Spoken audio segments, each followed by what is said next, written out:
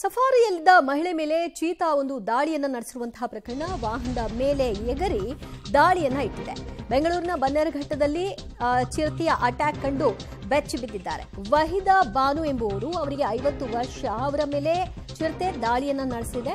ವಾಹನ ಮೇಲೆ ಎರಗಿದಂತಹ ಚೀತಾ ಮಹಿಳೆ ಮೇಲೆ ದಾಳಿ ನಡೆಸಿ ಆಕೆಯ ಕೈಗೆ ಬಲವಾಗಿ ಗಾಯವಾಗಿದೆ. ಗಾಯಾಳುವನ್ನ ಜಿಗಣಿಯ ವಿಜಯಶ್ರೀ ಆಸ್ಪತ್ರೆಯಲ್ಲಿ ದಾಖಲು ಮಾಡೋ ಮೂಲಕವಾಗಿ ಚಿಕಿತ್ಸೆಯನ್ನ ಕೊಡಿಸಲಾಗ್ತಾ ಇದೆ.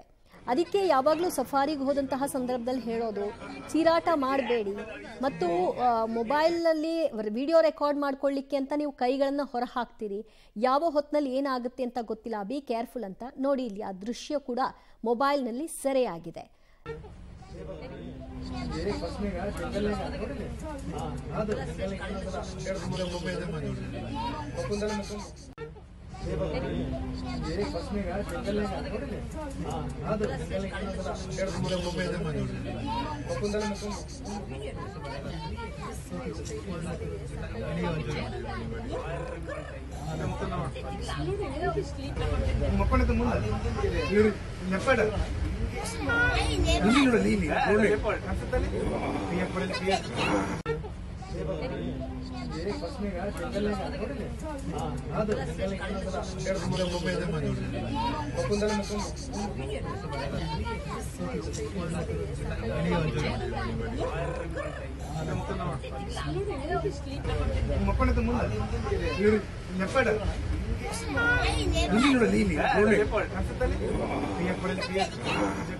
ಮತ್ತಷ್ಟು ಮಾಹಿತಿ ಪಡೆಯೋಣ ನಮ್ಮ ಪ್ರತಿನಿಧಿ ಅಂಬರೀಶ್ ಇಂದ. ಅಂಬರೀಶ್, ಹೇಗಾಯ್ತು ಈ ಘಟನೆ ಮತ್ತು ಅತಿ ಹೆಚ್ಚು ಗಾಯಕ್ಕೊಳಗಾಗಿದ್ದಾರಾ ಆಕೆ? ಈಗ ಖಂಡಿತ ಇವತ್ತು ಬನಘಟ್ಟ ಸಫಾರಿಗೆ ಹೋಗಿದಂತಹ ಪ್ರವಾಸೋದ್ಯಮ ಇಲಾಖೆಯ ಒಂದು ವಾಹನಗಳನ್ನ ವ್ಯವಸ್ಥೆ ಮಾಡಿರ್ತದೆ. ಅದೇ ವಾಹನದಲ್ಲಿ ಹೋಗ್ಬೇಕಾದ್ರೆ ಚಿರತೆ ಸಫಾರಿಗೆ ಹೋದ ಸಂದರ್ಭದಲ್ಲಿ ಚಿರತೆ ಒಂದು ದಾಳಿ ಮಾಡಿದೆ ಅಂತೇಳಿ ಗೊತ್ತಾಗ್ತಿರೋದು. ಆಕೆಗೆ ಸಣ್ಣ ಪುಟ್ಟ ಗಾಯ ಆಗಿದೆ. ಅಂದ್ರೆ ಚಿರತೆ ಒಂದು ಮೆಶ್ ಅನ್ನ ಹಾಕಿರ್ತಾರೆ, ಬಸ್ನ ಒಂದು ಗಾಜಿನ ಸಮೀಪ ಮೆಶ್ ಹಾಕಿರ್ತಾರೆ. ಆ ಮೆಶ್ ನ ಸೊಂದಿಲಿ ಕೈ ಹಾಕಿ ಆ ಚಿರತೆ ದಾಳಿ ಮಾಡಿದೆ ಅಂತೇಳಿ ಗೊತ್ತಾಗಿರೋದು.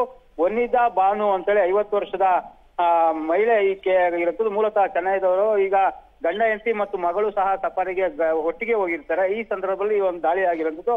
ಆಕೆಯನ್ನ ಕೂಡಲೇ ಅಲ್ಲಿನ ಬನಘಟ್ಟ ಜೈವಿಕ ಉದ್ಯಾನದ ಆಂಬುಲೆನ್ಸ್ ಅಲ್ಲಿ ಸ್ಥಳೀಯ ಆಸ್ಪತ್ರೆಗೆ ಚಿಕಿತ್ಸೆಗಾಗಿ ದಾಖಲು ಮಾಡಿದ್ದಾರೆ.